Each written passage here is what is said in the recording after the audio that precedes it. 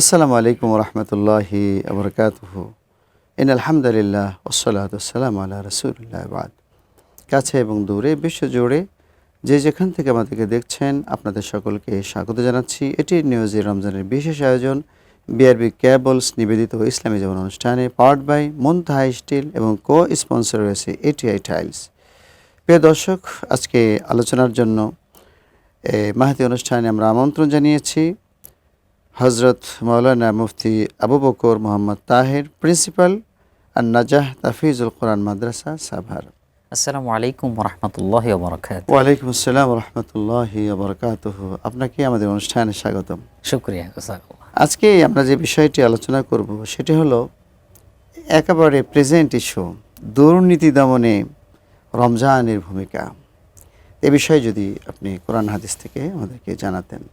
জি, শুকরিয়া মোহতারাম। যে বিষয়টি আপনি সামনে নিয়ে এসেছেন, দুর্নীতি দমনে রমজানের ভূমিকা, কোরআনুল কারীম আল্লাহ সুবহানাহু ওয়া তাআলা বলছেন, ইয়া আইয়ুহাল্লাযীনা আমানু কুতিবা আলাইকুমুস সিয়াম, তোমাদের উপর সিয়াম ফরজ করা হয়েছে। আমরা যদি সিয়ামের অর্থ বের করার চেষ্টা করি, আসিয়াম হুয়াল ইমসাক, অর্থাৎ বিরত থাকা। তো বিরত থাকতে হবে তিনটি জিনিস থেকে: পানাহার, কামাচার এবং পাপাচার।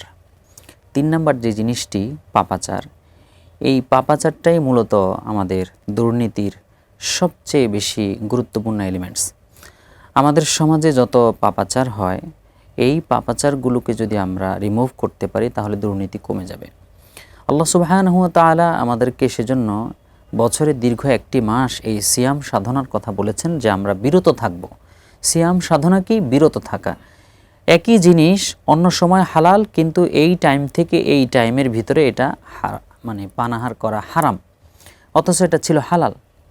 এই যে আল্লাহ সুবহানাহু ওয়া তাআলা হালাল জিনিসটাকে নির্দিষ্ট একটা সীমার মধ্যে হারাম করে দিলেন, তার মানে হচ্ছে আল্লাহর বিধানটাকে পরিপূর্ণরূপে ফলো করা, অনুসরণ করা। এবং এইটাই হচ্ছে আমাদের সমাজের যেই অবকাঠামোগত দুর্বলতা, যে যেখানে আল্লাহ সুবহানাহু ওয়া তাআলার বিধানগুলো আমরা লক্ষ্য করি না।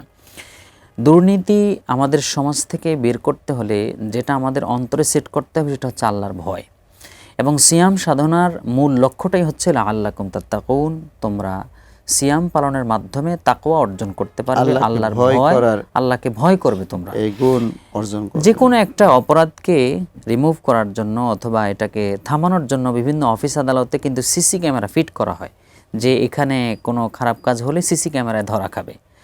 কেউ যদি ঘুষ নিতে যায় সিসি ক্যামেরায় ধরা খাবে, অথবা সাংবাদিকদের ক্যামেরায় ধরা খাবে। কিন্তু সবচেয়ে বড় সিসি ক্যামেরা হচ্ছে তাকওয়া। এই তাকওয়া যদি আমাদের প্রত্যেকের অন্তরের মধ্যে থাকে তাহলে সেক্ষেত্রে সমাজ থেকে দুর্নীতি দূর হবে। এছাড়া 2 জন ক্যামেরাম্যান তো আমাদের বডিতে আছে, কিরামান কাতিবিন ইয়ালামুনা মা তাফআলুন, যে 2 জন ফেরেশতাকে আল্লাহ তাআলা আমাদের জন্য দায়িত্ব দিয়ে চিরস্থায়ী সিসি ক্যামেরা, যে তারা সবসময় এগুলো হিসাব রাখছেন। এবং কিয়ামতের ময়দানে কিন্তু আল্লাহ সুবহানাহু ওয়া তাআলা প্রত্যেকটা কর্মকে একদম সামনে নিয়ে আসবেন। যেমন আল্লাহ তাআলা কোরআনুল কারীম বলছেন, ওয়াকুল্লা ইনসানিন আলজামনাহু তায়রাহু ফি উনুকিহি ওয়া নুখরিজু লাহু ইয়াওমাল কিয়ামাতি কিতাবান ইয়ালকাহু মানশুরা।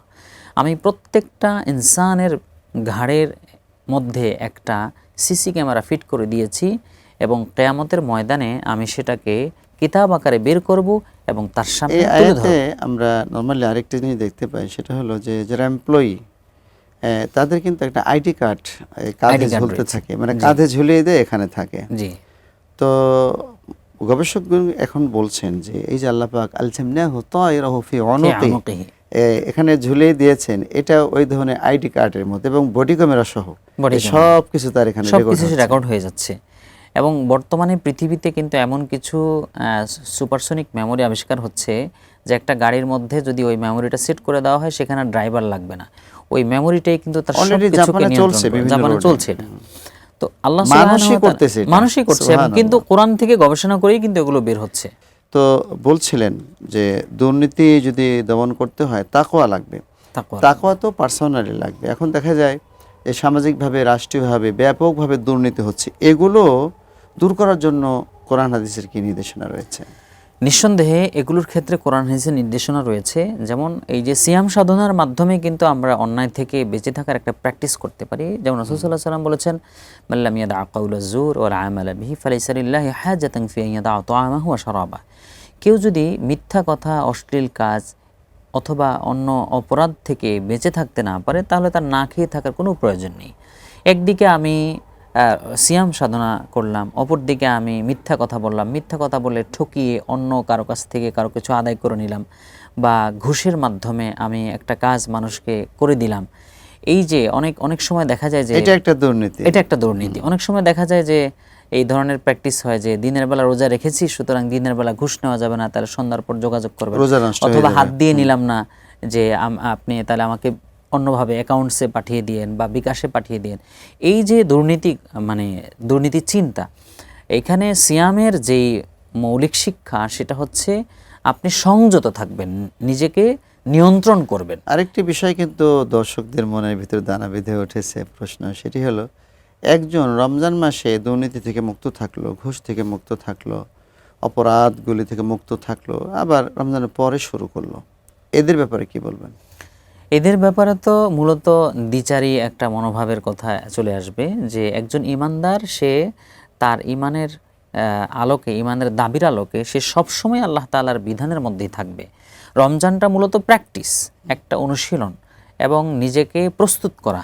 বাকি 11টি মাস সেটাকে অ্যাপ্লাই করবে তার জীবনে, যে 1 মাস আমি আমার নিজেকে অনুশীলনের মাধ্যমে আমি নিজেকে অভ্যস্ত করলাম যে অন্যায় করব না, অপরাধ করব না, পরের হক নষ্ট করব না, ঘুষ খাবো না, সুদ খাবো না, আমি কোনো খারাপ কাজের মধ্যে লিপ্ত হব না, বাজার সিন্ডিকেট করব না।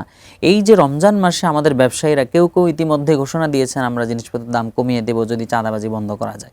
এই যে একটা চমৎকার প্র্যাকটিস, এটা হচ্ছে রমজান মাসের প্র্যাকটিস, কিন্তু এই প্র্যাকটিসটা সে বাকি 11টি মাস তার জীবনে অ্যাপ্লাই করবে, যে আমি 1 মাস প্রশিক্ষণ নিলাম, বাকি 11 মাস এই প্রশিক্ষণের প্রতিফলন আমার ভিতরে আসবে। এটাই হচ্ছে মুমিনের বৈশিষ্ট্য, যে মুমিন সে যদি আল্লাহ তাআলার গোলাম হিসেবে নিজেকে পরিচয় দিতে চায়, তাহলে আল্লাহর বিধানটাকে সে সবসময় তার জীবনে প্র্যাকটিস করবে। কারণ মালাকুল মউত তো রমজানের পরেও আসতে পারে, রমজানের ভিতরেও আসতে পারে। তার ভিতরে যদি এই ভয় থাকে যে মালাকুল মউতের সামনে আমি হাজির রয়েছি, আল্লাহ তাআলার ক্যামেরা আমার দিকে সবসময় ফিট করা আছে।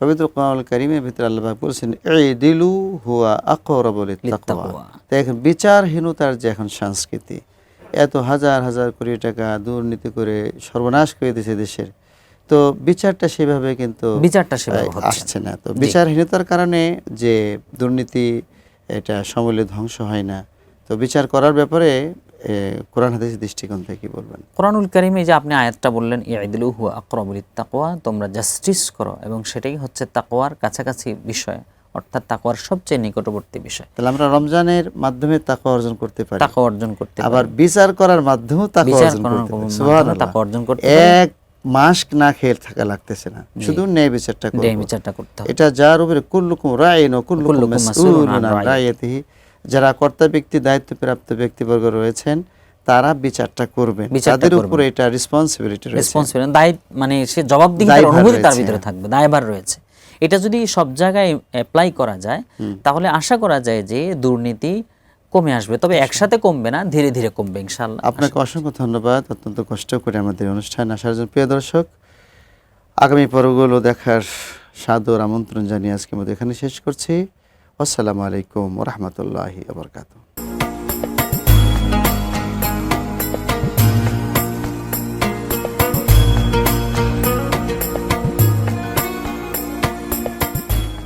সৌজন্যে BRB cable, powered by Muntaha steel, co sponsor ATI tiles.